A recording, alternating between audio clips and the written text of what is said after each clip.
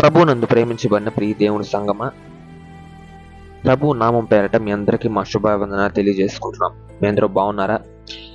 దేవుని కృపలో మీరందరూ వర్ధిల్లుచున్నారని నేను నమ్ముచున్నాను. ఆయన వాక్యాన్ని ధ్యానిస్తూ మీ విశ్వాస జీవితంలో మీరు ఎడతెగక ముందుకు కొనసాగిపోతున్నారని నేను విశ్వసిస్తూ ఉన్నాను. జ్ఞాపకం చేసుకోండి పిల్లారా, ఈరోజు మనం ధ్యానించాల్సిన అంశం ఏంటంటే 4 రకాల ప్రార్థనలు. ఈ 4 రకాల ప్రార్థనలు నీ జీవితంలో నువ్వు చేసినట్లయితే తప్పకుండా నువ్వు దేవునిలో ఎదిగేదానికి 99% ఉపయోగపడతాయి. నీ జీవితానికి 99% ఉపయోగపడతాయి నువ్వు ఉపయోగించుకుంటే. కాబట్టి ఈ 4 రకాల ప్రార్థనలు అంటే పార్ట్ 1 వచ్చి శుక్రవారం చెప్పున్నాం, పార్ట్ 2 దాని కంటిన్యూషన్ ఇది. కాబట్టి మీరు మీ జీవితంలో 4 రకాల ప్రార్థనలు, పోయిన వాక్యంలో 3 రకాలు చెప్పాము, టైం సరిపోక ఈ వాక్యంలో 4 రకాల ప్రార్థనలు కవర్ చేస్తున్నాం. ఎక్కువసేపు చెప్పను, నేను కొద్దిసేపే చెప్తాను. మీకు వివరణ ఇచ్చి ఆ వివరణలోనే వాక్యాన్ని మనం ధ్యానించేదానికి ప్రయత్నం చేద్దాం పిల్లల. 4 రకాల ప్రార్థనలు. ఆ ప్రార్థనలో మొదటిది ఏంటంటే కృతజ్ఞత కలిగి ప్రార్థించడం, కృతజ్ఞత కలిగి ప్రార్థన చేయడం. తర్వాత విజ్ఞాపన ప్రార్థన. మూడవది ప్రార్థన చేసేటప్పుడు మెలకువగా ఉండడం. 4వది ఏక మనస్సు కలిగి ప్రార్థన చేయడం. 4 ప్రార్థనలు ఈరోజు మన జీవితాల్లోనే చెయ్యాలి అని నేను ఆశపడుతున్నాను పిల్లారా. ఒక్కొక్కటిగా చెప్తాను, దానికి వాక్యాలు కూడా నేను చెప్తాను. మీ దగ్గర పరిశుద్ధ గ్రంథాలు ఉన్నట్లయితే ఊరికే ఉంచుకోదు, చేతుల్లో తప్పకుండా తెరవండి. తెరిచి నేను చెప్పిన ప్రతి ఒక్క వాక్యం కూడా ధ్యానించేదానికి ప్రయత్నం చేయండి పిల్లారా. మన జీవితాలన్నింటిలో కూడా ఆయన మనల్ని ముందుకు నడిపిస్తూ ఈ వాక్యాన్ని ధ్యానిస్తూ మనందరికీ శక్తిని అనుగ్రహించును గాక. ఆమేన్. చదవబడినటువంటి వాక్య ధ్యానాంశంలో కనుక మనం అడుగుపెట్టినట్లయితే దాంట్లో మొదటి రెఫరెన్స్ వచ్చి పాత నిబంధనలో ఉంది. అది దాంట్లో నుంచి మనం కొత్త నిబంధనలోకి అడుగు పెడదాం పిల్లలారా.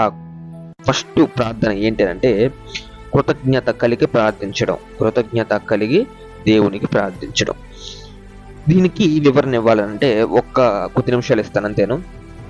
కృతజ్ఞత అనంటే దేవునికి ప్రతి విషయంలో, ప్రతి నిమిషం, ప్రతి ఒక్క క్షణం దేవునికి మనం కృతజ్ఞతాస్తుతులు అర్పించే వారంగా ఉన్నాం. ఎందుకనంటే ఆయన మనకు ఇచ్చిన ఈ జీవితం, ఆయన మనకు అందించిన ఈ యొక్క స్థితి ఎలాగునైతే అందించాడో దానికి మనం కృతజ్ఞతాపూర్వకంతో దేవుణ్ణి మన జీవితంలోకి ఆహ్వానించాలి వెళ్ళారా. కాబట్టి జ్ఞాపకం చేసుకోండి. ఫస్ట్ వాక్యం ఏంటంటే, మొదటి వాక్యం ఏంటంటే కీర్తనల గ్రంథము 119వ అధ్యాయము 105వ వచనం. కీర్తనలు 119వ అధ్యాయము 105వ వచనం. ప్రతి ఒక్కరు తెరవండి పిల్లారా. నీ వాక్యము నా పాదములకు దీపమును, నా త్రోవకు వెలుగునై ఉన్నది. ఆమేన్. జ్ఞాపకం చేసుకుని పిల్లారా, ఇక్కడ వాక్యము మన పాదములకు దీపము, మన త్రోవకది వెలుగు అని అంటే ఇది కృతజ్ఞత ప్రార్థన ఎలా అవుద్ది అని కనుక మీరు నన్ను అడిగినట్లయితే ఇది కృతజ్ఞత ప్రార్థన పిల్లారా. ఎలాగంటే చదవబడినటువంటి వాక్య అంశంలో కనుక మనం పరిశీలించినట్లయితే నీ వాక్యము నా పాదములకు దీపమై ఉన్నది. ఇక్కడ దేవుడు మన జీవితానికి సేద తీర్చేవాడిగా ఉన్నాడు. దేవుడు మనల్ని నడిపించేవాడిగా ఉన్నాడు. గాఢాంధకారపు లోయల్లో మనం ఒకవేళ సంచరించిన ఆయన వెలుగు మనల్ని నడిపిస్తుంది. గాఢాంధకరమైన పరిస్థితుల్లో ఈరోజు మన జీవితం చిక్కుకున్నప్పటికీ ఆయన వాక్యం అనే ఒక వెలుగు మనల్ని నడిపిస్తుందని ఇక్కడ దావీదు మహారాజు తన గ్రంథంలో లిఖింపబడి ఉన్నాడు.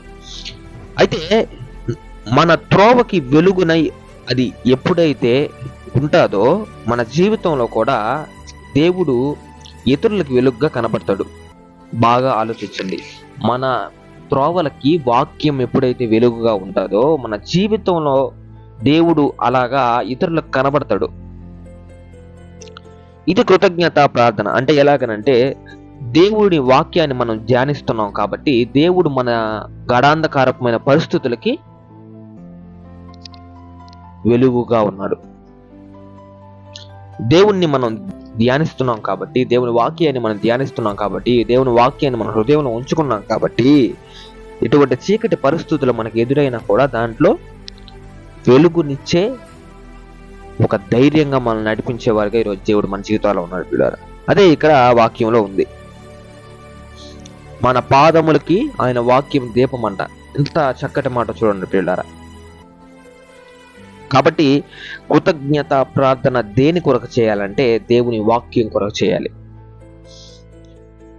నా వాక్యం గురించి ఏది చెప్పినా కూడా దేవుణ్ణే హైలైట్ చేస్తాను, కానీ మన జీవితంలో ఉండే ఏ పరిస్థితులు కూడా నేను హైలైట్ చేయను.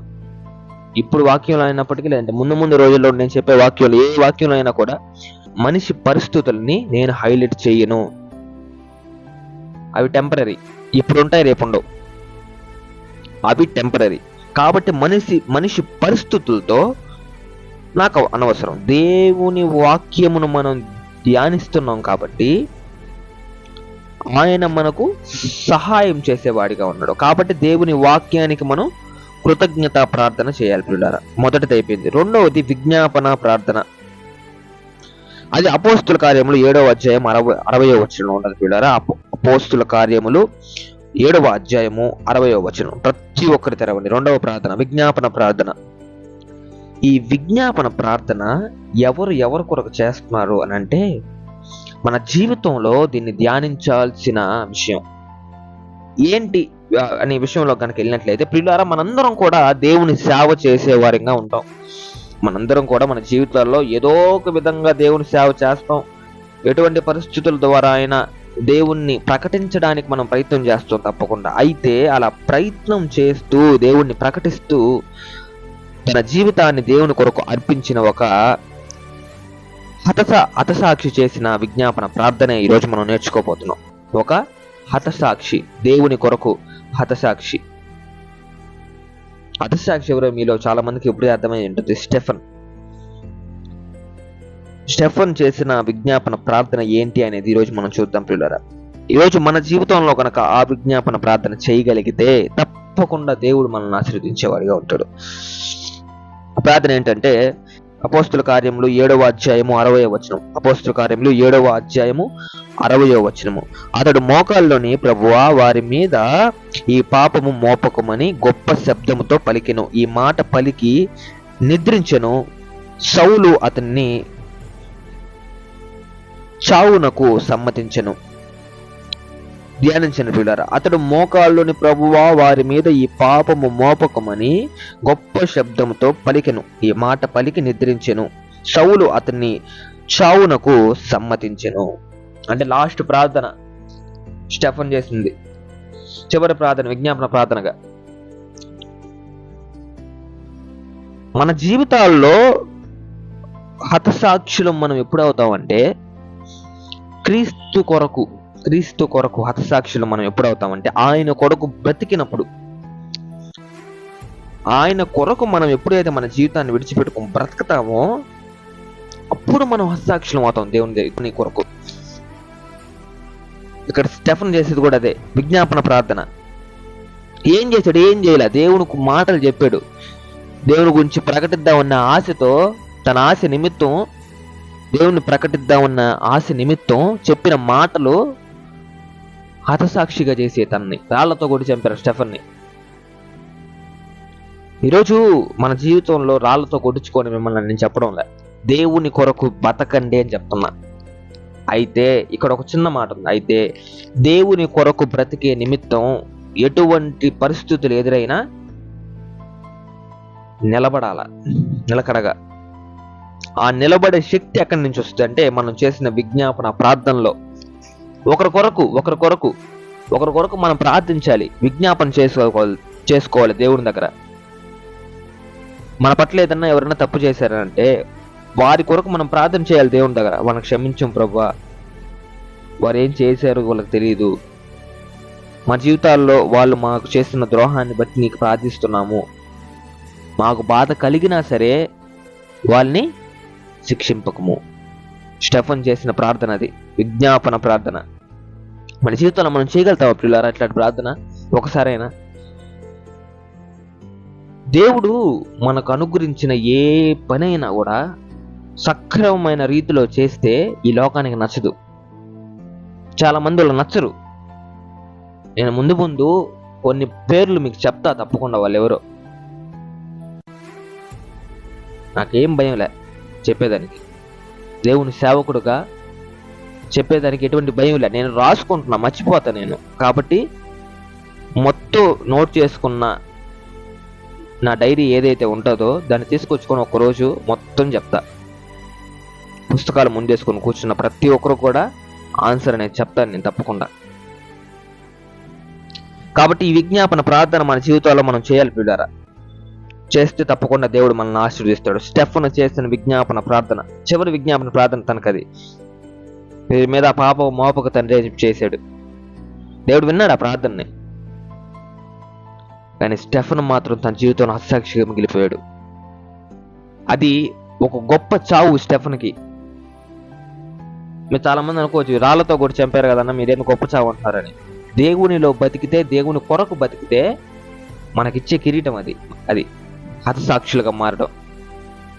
లేకపోతే సున్నా మన జీవితం. మామూలుగా దేవుని కొరకు బ్రతికితే మన జీవితానికి విలువ ఉంటుంది.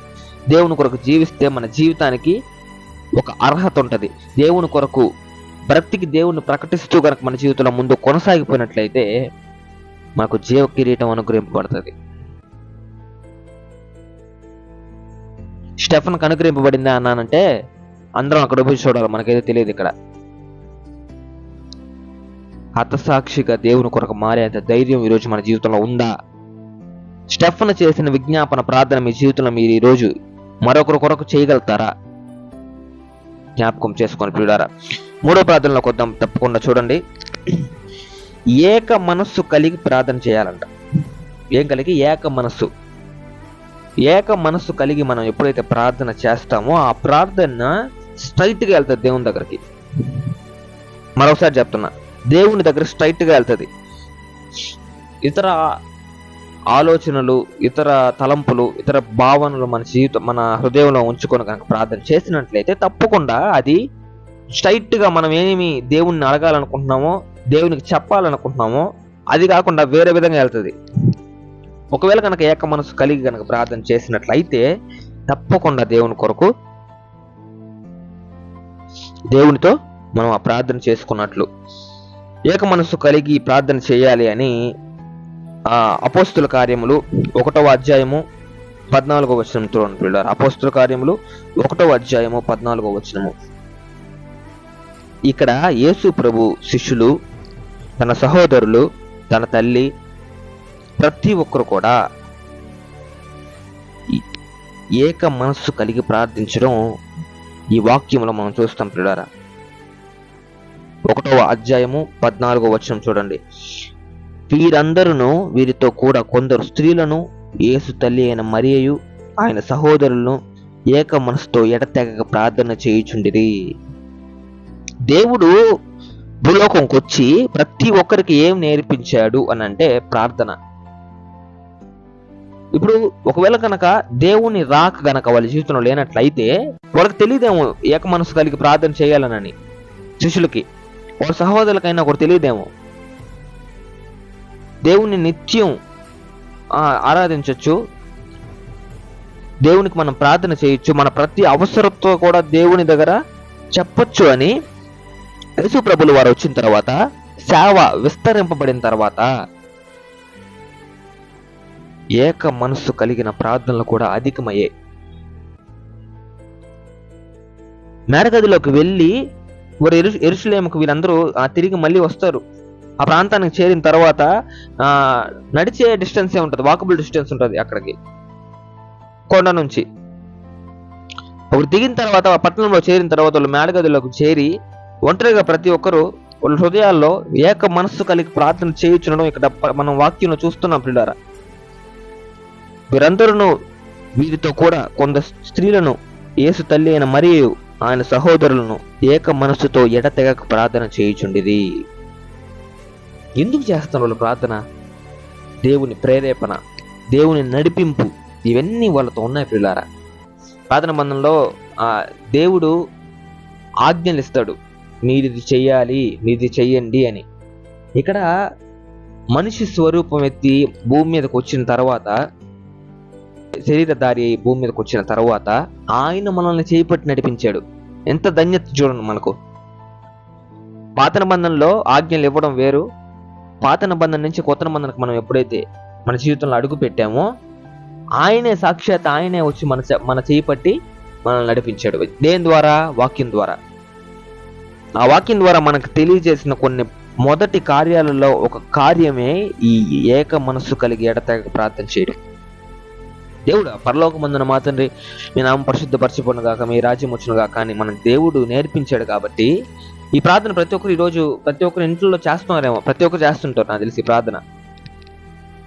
అయితే ఇక్కడ దేవుడు నేర్పించిన ప్రార్థన ఒక రీతిగా ఉంటే, దేవుడు ప్రేరేపించి ప్రార్థన చేయించడం ఏక మనసుతో అది వేరే రకం. అదే ఇక్కడ మనం చూస్తున్నాం, అదే ఇక్కడ చూస్తున్నాం పిల్లలు. మనం అందరూ ప్రార్థన చేస్తున్నారు ఏక మనస్సు కలిగి. ఈరోజు నీ జీవితంలో నువ్వు దేని కొరకు ప్రార్థన చేస్తున్నావు ధ్యానించేదానికి ప్రయత్నం చేయి. తప్పకుండా ఏక మనస్సు కలిగి ప్రార్థన నువ్వు చేసినట్లయితే దేవుని ప్రేరేపితం నువ్వు మారబడిన వారిగా ఉంటావు. చివరి ప్రార్థనలోకి మనం అడుగుపెట్టినట్లయితే ప్రియులారా,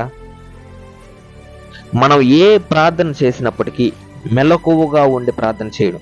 మనం ఏ ప్రార్థన చేసినప్పటికీ మెలకువగా ఉండి ప్రార్థన చేయడం అంటే నిద్రపోతామని కాదు, దేవునిలో మనం మెలకువ కలిగి జీవించాల. దీని కొరకు ఒక వాక్యం కూడా ఉంది, నేను మీకు అది చూపిస్తా. ఫస్ట్ దీన్ని ధ్యానించేదానికి ప్రయత్నం చేద్దాం. ప్రార్థన చేసేటప్పుడు మెలకువగా మనం ఉండడం. చివరి ప్రార్థన, 4వ ప్రార్థన, మత్తయి సువార్త 26వ అధ్యాయము 41వ వచనం కనుక మీకు చూసినట్లయితే, మత్తయి సువార్త 26వ అధ్యాయము 41వ వచనం. మత్తయి సువార్త 26వ అధ్యాయము 41వ వచనం. చివరి ప్రార్థన పిల్లలు, అయితే ప్రార్థన మెలకువగా చేయాలి అన్న ప్రార్థన ఇది. చూడండి, మీరు శోధనలో ప్రవేశించకుండునట్లు మెలకువగా ఉండి ప్రార్థన చేయుడి అని ఇక్కడ మనకు దేవుడు తెలియజేస్తున్నాడు పిల్లరా.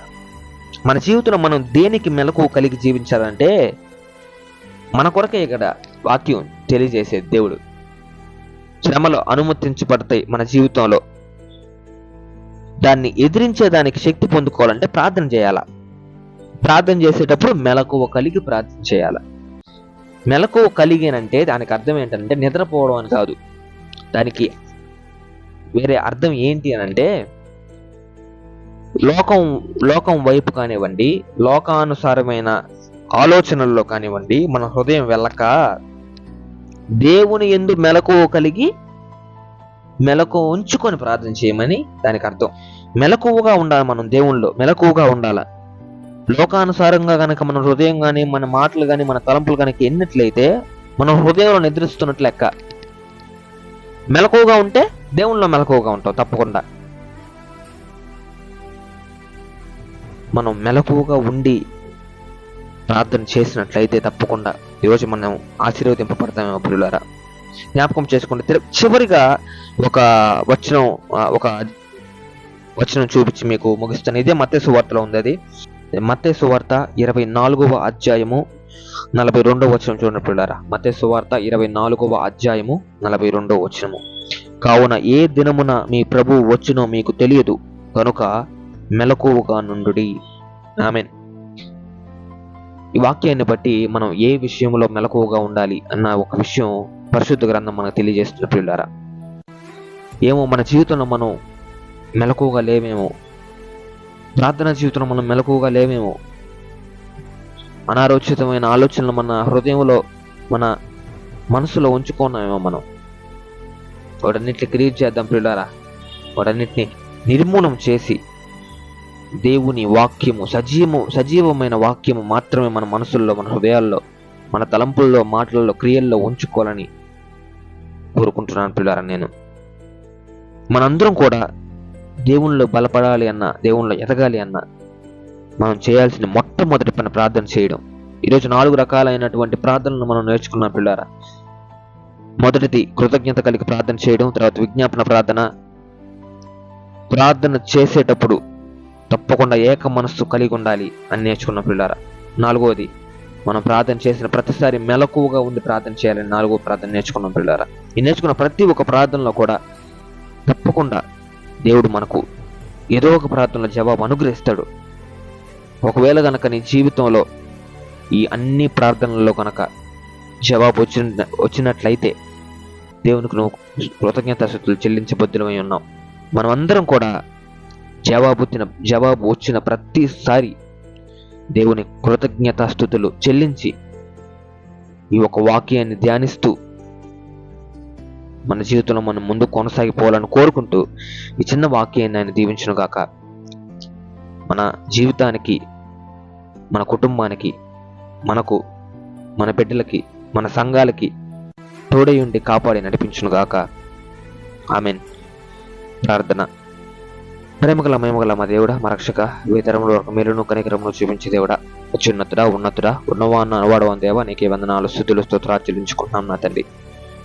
అల్ఫా ఒమేగా నా తండ్రి, మిమ్మల్ని కాపాడే దేవా, నడిపించే దేవా, నీకే స్తుతులు, స్తోత్రాలు చెల్లించుకుంటున్నాం నా తండ్రి. నేను జ్ఞాపకం చేసుకున్న తండ్రి, నీ ప్రియ బిడ్డలను, ప్రియ కుటుంబాలను నా తండ్రి, ఈ రోజు నా తండ్రి 4 రకాలైనటువంటి ప్రార్థనలు మేము నేర్చుకున్నాం నా తండ్రి. ఈ యొక్క ప్రార్థనలు నా తండ్రి మా జీవితంలో మేము చేసేటప్పుడు నా తండ్రి, నీవు మాకు జవాబు అనుగ్రహించిన రీతులకై నీకు స్తుతులు, స్తోత్రాలు చెల్లించుకుంటున్నాం నా తండ్రి. నేను మా జీవితంలో నా తండ్రి మేము మెలకుగా ఉండి ప్రార్థన చేయాలని ఈరోజు మాకు నువ్వు నేర్పించావు నా తండ్రి. ఏక మనస్సు కలిగి ప్రార్థన చేయాలని ఈరోజు మాకు నువ్వు నేర్పించావు నా తండ్రి. కృతజ్ఞత ప్రార్థన మేము చేయాలని మా జీవితంలో మాకు నేర్పించావు నా తండ్రి. విజ్ఞాపన ప్రార్థన తప్పకుండా చేయాలని మా జీవితాల్లో నీవు మాకు నేర్పించిన రీతులకై నీ స్తుతులు, స్తోత్రాలు చెల్లించుకుంటున్నాం నా తండ్రి. ప్రతి ఒక్క ప్రార్థన చేసి మా జీవితంలో మేము ముందుకు కొనసాగిపోయేదానికి నీ శక్తిని, సహాయాన్ని అనుగ్రహించి మనం వేడుకుంటున్నాం నా తండ్రి. ప్రతి ఒక్కరి జీవితంలో నా తండ్రి నీ యొక్క అద్భుత కార్యం జరిగించి మనం వేడుకుంటున్నాం నా తండ్రి. ఈ క్రీస్తు పరిచయ ఛానల్లో అనేక మంది వాళ్ళ ప్రార్థన అవసరతలు మాకు తెలుపుచుండగా నా తండ్రి, ప్రతి ఒక్కరి ప్రార్థన అవసరతను నీ పాదాలు చెంది పెట్టి ఉన్నాం నా తండ్రి. మనం జ్ఞాపకం చేసుకొని నీ శక్తిని, సహాయాన్ని వాళ్ళకి అనుగ్రహించి మనం వేడుకుంటున్నాం నా తండ్రి. అదేవిధంగా నా తండ్రి, సంఘాలని, సంఘ కాపుల్ని, సంఘ పెద్దల్ని, సేవకుల్ని, సువార్థికుల్ని, నీ కొరకు పనిచేసే ప్రతి ఒక్కరిని కూడా నా తండ్రి జ్ఞాపకం చేసుకొని ఆశీర్వదించి మనం వేడుకుంటూ, ఈరోజు ధ్యానించుకున్న వాక్యం నిమిత్తం నా తండ్రి నీవు మాతో మాట్లాడమని వేడుకుంటూ, మన ప్రభువైన యేసుక్రీస్తు వారి అత్యున్నతమైన నామంలో అడిగి వేడుకొని పొందుకుంటున్నాం మా తండ్రి. Amen. Praise the lord. May God bless you all.